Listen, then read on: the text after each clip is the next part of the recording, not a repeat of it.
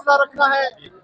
आप सबने जो है लीडरशिप का, अपने महबूब लीडर का, जनाब इमरान खान साहब का वेट करना है, डिसिप्लिन का मुजाहिरा करना है।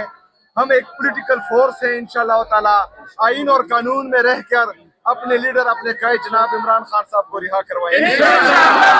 शुक्रिया। और बचाएगा पाकिस्तान।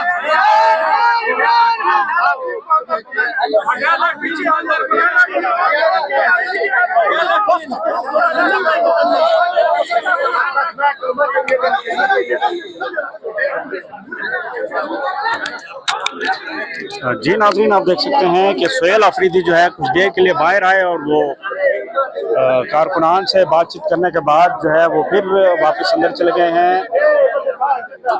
नाज़रीन, ये ताज़ा तरीन एक्सक्लूसिव मनाज़िर हैं।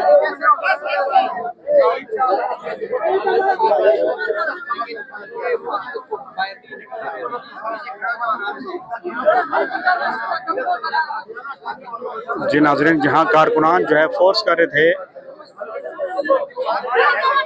कि सोहेल अफरीदी जो है नीचे आए हैं, लेकिन सिक्योरिटी ने जो है उन्हें मना किया।